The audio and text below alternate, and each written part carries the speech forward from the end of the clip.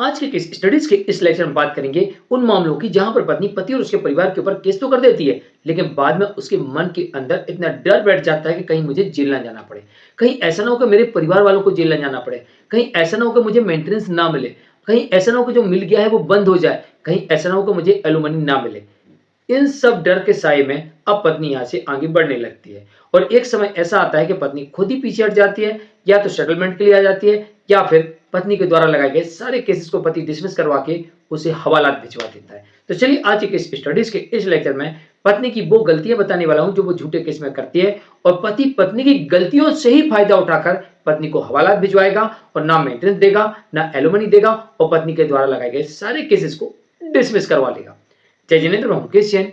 Video को like और share कर दीजिए और इस तरह के जजमेंट्स पाने के लिए दिए गए नंबर पर आप हमें संपर्क कर सकते हैं। चलिए शुरुआत करते हैं।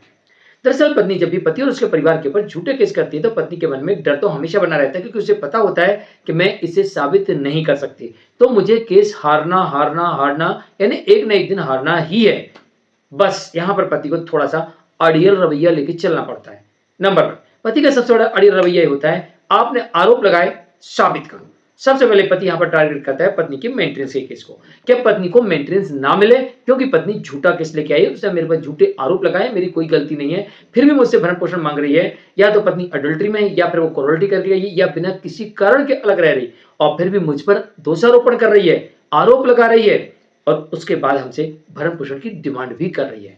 तो ऐसी स्थिति में ऐसी पत्नी को भरण पोषण नहीं मिलना चाहिए, और पति यहाँ पर अड़ जाता है और मेंटेनेंस के केस को सुपर फास्ट कर देता है। और जब मेंटेनेंस के केस को सुपर फास्ट करता है तो पत्नी यहीं पर फंस जाती है।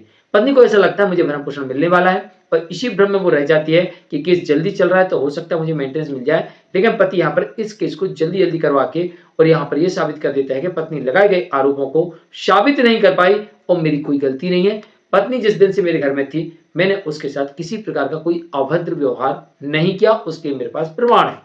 और पत्नी यहाँ पर फंस जाती है और पहली पत्नी की हार होती है कि उसको मेंटेनेंस नहीं मिलता, और पति थोड़ी सी और सतर्कता बरते तो इस केस में पत्नी को इंटरिम मेंटेनेंस भी नहीं मिलता, और जब पत्नी को मेंटेनेंस नहीं मिलता तो पत्नी की सबसे बड़ी हार मानी जाती है, और झूठे केस में पत्नी यहीं पर टूट जाती है। अब वो सेटलमेंट के लिए तैयार हो जाती है। लेकिन अगर पत्नी झूठ बोलकर, झूठे सबूत देकर मेंटेनेंस लेने का प्रयास करती है तो फिर पति यहाँ पर पत्नी के विरुद्ध एक आपराधिक मामला और दर्ज करवा देता है, और ऐसे में पत्नी और बुरी तरीके से फंस जाती है। और अब सुनिश्चित हो जाता है कि पत्नी को ना मेंटेनेंस मिलेगा, ना एलुमनी मिलेगी, ऊपर से अब उसे जेल भी जाना पड़ेगा। और इसी डर के कारण पत्नी या तो आपके साथ सेटलमेंट करेगी, या फिर दूसरा रास्ता पत्नी के पास है कि उसे सजा हो जाएगी, क्योंकि उसने बड़ी गलतियां कर दी। झूठे आरोप लगाना, झूठे केस करना, झूठे आरोप लगाना, झूठे केस करना, बिना सबूत के केस करना, ये एक प्रकार से आपने बड़ा अपराध कर दिया, और इस अपराध के लिए बाकायदा दंड का प्रावधान है, जुर्माना और जेल दोनों। दूसरी बात, आपने मेंटेनेंस लेने के चक्कर में वहां पर भी झूठे सबूत और झूठा एफिडेविट दिया, इसमें भी दंड का प्रावधान है। अब यहाँ पर ना आपको मेंटेनेंस मिलेगा, ना एलुमनी मिलेगी, ऊपर से पति डिवोर्स ले लेगा, और यहाँ पर पत्नी को सजा हो जाएगी। और इस षड्यंत्र में जो लोग शामिल होंगे, जो लोग सबूत लेके आएंगे, जो लोग झूठी गवाही देंगे, वो भी यहाँ पर जेल जा सकते हैं। तो यहाँ पर आमतौर पर वो लोग पत्नी के परिवार के लोग ही होते हैं।